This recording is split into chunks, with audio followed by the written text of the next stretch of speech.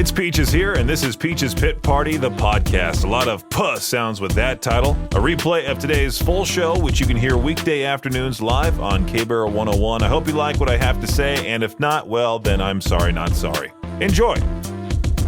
Well, it's Tuesday, November 12th, and I guess a handful of bands all decided, hey, you know what? We're going to announce tours today. And I got my complete list right here in front of me of all these different tours that got announced today, and I expect you to remember all of this. Well, actually, it'll be put into a video for you. If you're listening live on the air, you can see this video on our Facebook, our Instagram, all of our social media platforms at K-Bear 101 FM. Let's go down the list here. This is not in chronological order of all the tours that have been announced today that are coming to the area. You got the band Movements with Citizen, Scowl, Downward at the Complex in Salt Lake City on March 29th.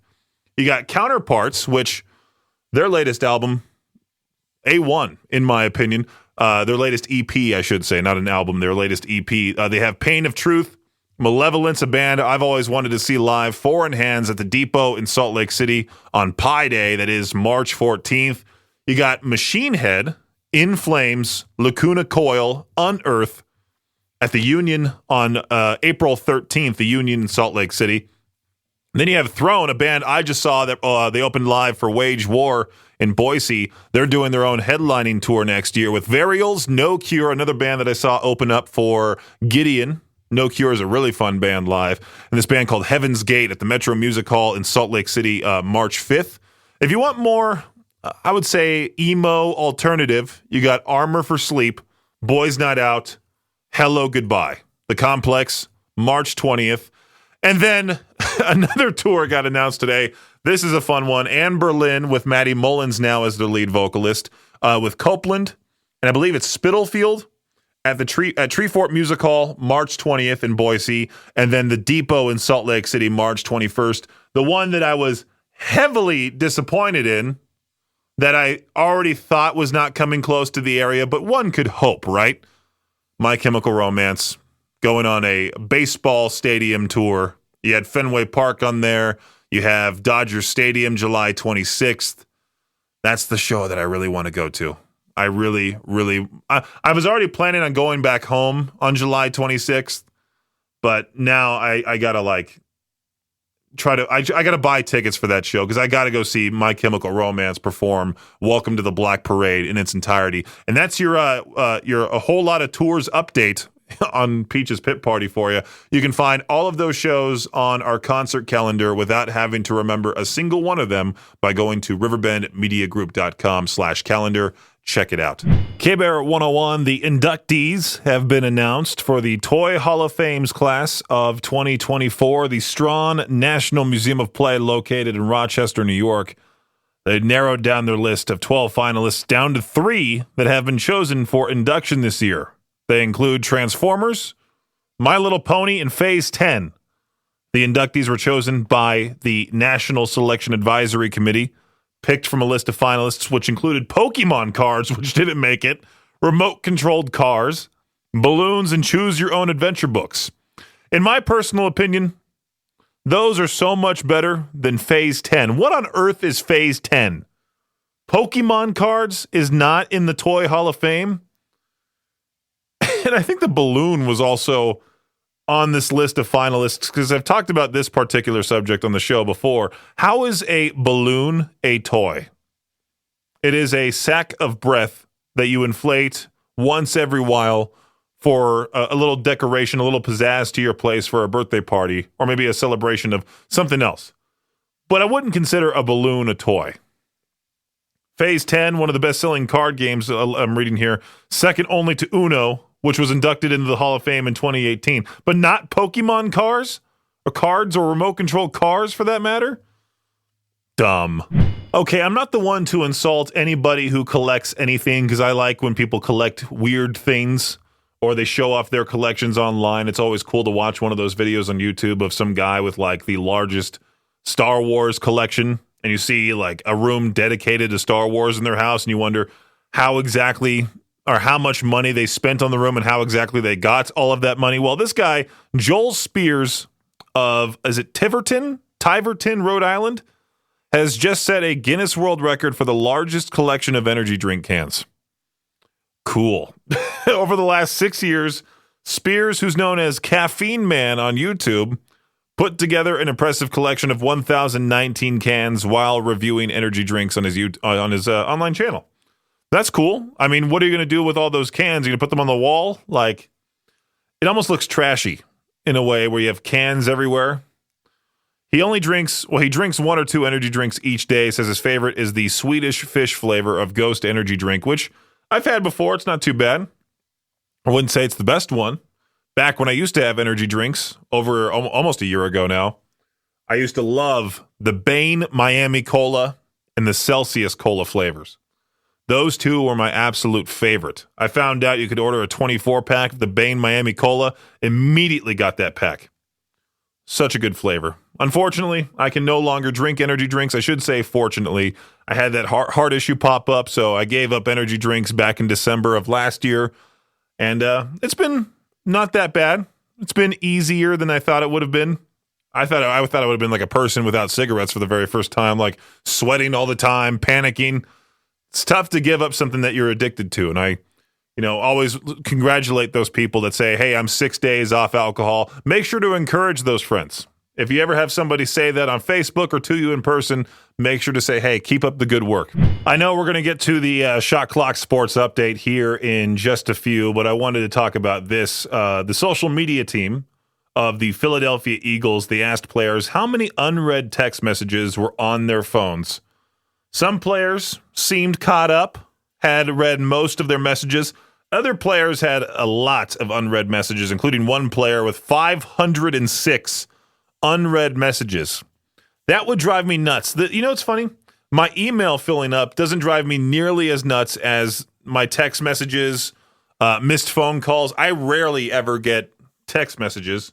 And if I do, it's occasionally my dad giving me like the thumbs up emoji or somebody writing, haha, thanks, or something like that, And those are conversation killers. I don't respond after that. The phone call number, though, or the voicemail number, that gets annoying because it just won't go away. I can't imagine having over 500 unread messages. Do you finally get back to that person that's been waiting on your response for like a month? Or do you just give up at that point and just read it and move on? Don't understand it. And this right here is your Shot Clock Sports Update. Get ready for more NFL games in weird time slots next year. Commissioner Roger Goodell said that the league plans on 8 international games next year, the most ever in a season. The list includes a game in Madrid, at least one in Germany, a few in London, a return to Sao Paulo, Brazil, and to Mexico City, where it last played a game in 2022. As for the 8th game, Goodell says we're also looking at the potential of another game in the UK area, in Ireland possibly. I was not a fan of one of my players on my fantasy team starting so early on Sunday, but my dad was telling me because he was watching the game that early on in the morning, like, hey, those games look fun over there in Germany. The fans are heavily into it. They're wearing weird hats. They're drinking tons of beer. They're singing along. It seems like they're having a great time. New Orleans Saints interim head coach Darren Rizzi might want to take a what? You might want to take a big number 2 before every game the rest of the season. After Rizzi coached the Saints to a 2017 win over the Falcons, their first since week 2 of the season, he admitted that when he used the head coach's locker room, he clogged the toilet. Rizzi said to himself, I'm like, this is going to be a terrible day, a crappy day. Pun intended, all right? That's some news there. As most sports fans know, Puka Nacua is a superstar wide receiver who plays for the LA Rams.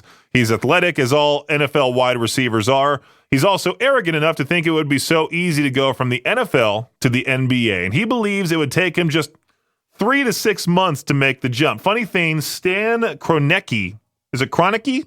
The owner of the Rams, he's also the owner of the Denver Nuggets. Nacua could just put a call into Kroenke, however you say his last name, and see if there's a chance of getting him on the team as well. I would love to see that guy try to. All the football players always talked the most crap back when I played high school basketball, college basketball. They were like, oh, basketball's so easy. One of them tried doing basketball conditioning after a season of football, and he threw up in the trash can. That was just conditioning. That wasn't shooting a jump shot, playing at the actual game. That was just running up and down the court, goes to the trash can and, That does it for your Shot Clock Sports Update right here on K-Bear 101. Peach's Pit Party on K-Bear 101. If you're one of those people that highly anticipates your order from Amazon, you're excited to finally have it show up to your front door. Well, Amazon is introducing a new gadget for drivers to take delivery efficiency to the next level. This almost seems like micromanagement, and by almost, I mean it does seem heavily like micromanagement because somebody's bound to be watching these drivers. The drivers will be testing smart eyeglasses designed to provide turn-by-turn navigation all the way to the front door of the customers. The eyeglasses will help the delivery people navigate through buildings, avoid obstacles, even alert them to aggressive dogs on their paths. I mean, again, I feel like some higher up at Amazon is going to watch the footage here and go, okay, you took a little too long on this delivery. You should have done this. And it's going to drive some Amazon delivery drivers nuts, at least in my opinion. Does it seem like a cool idea? Sure. You know what? I feel left out. I feel betrayed. Earlier this year, on my birthday, August 29th, or the night before, I should say, I decided, you know what, I'm going to shave my head for the first time ever in my life and hope the results turn out great, which I haven't had any person hate it so far. The only person who was upset with me doing so was my actual mom, but she was also upset with me for the whole beard thing, and I won't dare get a tattoo because that would just, make her want to kill me. But I'm reading here about the sexiest bald men for 2024, and I'm not on the list. What goes on? What's going on here? Top 10 sexiest bald men of 2024. They put Prince William above Dwayne "The Rock" Johnson. What? What made you decide that? Shaq was number 3. You had Kelly Slater, the pro surfer, number 4. Terry Crews at 5. Okay, now I know this list is a complete joke. I see Danny DeVito at number 6. All right, I didn't make the list, but Danny DeVito did? Come on. K-Bear 101, I love when businesses go viral for all the wrong reasons. And rightfully so with this story. Imagine getting a $4,400 tip and then getting fired for it. That's exactly what happened to this waitress named Ryan Brandt, a waitress in Arkansas. She was serving a table of over 40 business executives at the Oven and Tap in Bentonville, Arkansas. They decided, you know what, she had to deal with our table. Let's leave her a massive tip as a thank you. The heartwarming moment was captured on video, showing Ryan in tears of joy, rightfully so. But the joy did not last long because the restaurant manager allegedly wanted her to hand over the tip and only keep 20%. How awful is that? I guess the restaurant's down bad, which, needless to say, didn't go over well with Ryan. In the end, Ryan claimed she was fired for, quote-unquote, violating policy, which is what they want you to think, right? But not before the generous diners made sure she got to keep the full amount outside the restaurant. Again, Oven and Tap. Oven and Tap in Bentonville, Arkansas, qualifying for the D-bag of the day here, which, by the way, you can hear that segment on the Victor Wilt Show every single morning at 6:45 a.m., or you can catch it on the Victor Wilt Show podcast, wherever you get your podcasts. Idaho's only rock station, K-Bear 101, Costco, they had to recall 80,000 pounds, almost 80,000 pounds of butter for a very bizarre reason. You ready for this one? The label did not include a warning that butter contains milk. The initial recall went out in October for both salted and unsalted Kirkland Signature Sweet Cream Butter. However, while the ingredients list does include cream, the packages don't include any allergy warning for the milk. So, people using common sense, not happening. Some internet users are agreeing with me that should have been common knowledge. Next, they'll recall beef that might contain cow. What? K-Bear 101, it's Peach's Pit Party. Which highways should you avoid this Thanksgiving? I say all of them. That's just my thing. According to research from the Vacationer, very obvious news here, California highways have the worst holiday travel traffic nationwide. Hence why I don't like visiting my family during the holidays, just because I don't want to deal with all of that crap. The I-5 between LA and Orange County is the worst in the country, followed by the I-5 in San Diego. Other busy highways include the I-75 in Atlanta. You also got the I-15 in Salt Lake City right there, and the I-95 in Miami, Florida. If you have to hit the road, try leaving earlier than the Wednesday before Thanksgiving. Doesn't that suck? It's like people are always in the way. I've been talking about this with my friends and family all the time. I've now realized I'm just mad at people just being in the way. Like when Victor's here in the studio in the morning and I have to do work in the Cannonball studio, he's in the way. when I have to go to the grocery store and there's people in front of me that walk extra slow, people in the way. It'd be so much better if I was able to have a force field around me and I can just walk into a public space and then people just get pushed out of the way. It'd be great. People were reacting to this news on Twitter. The Squid Game creator, Hwan Don-hyuk, I said it like I was goofy. Hwan Don-hyuk said money was his main motivation for making season 2 of Squid Game, despite losing 8 or 9 teeth from stress while filming the show's debut. People were wondering how in the world you lose teeth due to stress. Was he hitting himself in the face with a baseball bat, stressed out, yelling, why? Hwang revealed that 6 of his teeth fell out during the initial production. However, speaking to the BBC ahead of season 2's premiere next month, Hwang clarified there was actually 8 or 9. Doesn't say how exactly he lost these teeth. I'm just assuming the whole baseball bat thing, because that's the only way, right? He's not, unless he has a bad habit of just reaching into his mouth and pulling those teeth out one by one like a madman, there's no other option. And here I thought this lady was just building a jail cell for her kid just because she was an evil, sadistic woman. Turns out that's not the case. This mother in Thailand, she's been living in fear of her adult drug-addicted son who lives with her. So she's taken the drastic measure of building a jail cell inside the house to keep him locked up, but rightfully so, because get this, that not only is he drug-addicted, but also he can get violent and potentially harm the mother and the neighbors, so she hired contractors to install iron bars in a complete jail cell so she could protect herself when he becomes violent. Does she, grab him by the ear and drag him inside the cell? How does she control him? She can't just tell him, get in the cell. He'll be like, no, make me, and fight back. But the cell is equipped with a bed, bathroom, Wi-Fi. There's also a space between the bars for food and water to be passed through. I wonder what it's going to be like, though, for her to sell her house eventually. I feel like some, weird couple is going to buy it and use it for other things. K-Bear 101, Idaho's only rock station. It is time for To Peach Their Own, and I figured I'll ask the question from the radio prep. Why not? What's something people romanticize but is actually incredibly tough in reality? Obviously, let's keep these answers radio-friendly. Some of the responses on Reddit: starting a business, definitely. Van life, playing an instrument. Learning the guitar is not as easy as it sounds, or as easy as it looks. Moving abroad, traveling for work. What is your answer? 208-535-1015. Again, people probably think my job is to talk in between the songs, and that's about it. For some reason, people have this notion that I decide the playlist on my show, which doesn't make any sense at all. I do find it funny. There used to be people that would say oh, I'd love to get hired by K-Bear and do 2 hours of nothing but thrash metal. It's not how it works. If I wanted K-Bear to sound the way that I wanted it to sound, it'd be a whole lot different. And that's what every single one of us says. Victor, Jade, myself. So if you have an answer for To Peach Their Own, what's something people romanticize but is actually incredibly tough in reality, let me know. 208-535-1015. K-Bear, how's it going? Good. How are you doing? I'm doing fantastic. Now, what's something people romanticize but is actually incredibly tough in real life? So I'm going to say marriage. I would say dating overall. Well, yeah, for sure. Everyone's like, oh, I'm going to get married and they're young and it sounds great and fun, and yeah, it's not. It happens around here especially. I've noticed people getting married at 18. I'm like, man, I can't imagine getting married that young. I mean, that was 10 years ago for me now, and I'm thinking I was a completely different person back then. Oh, yeah. I know. I was married when I was 18 and had a baby at 19 and divorced when I was 22. So that's about how it goes. K-Bear, what's going on? Hello? Hello?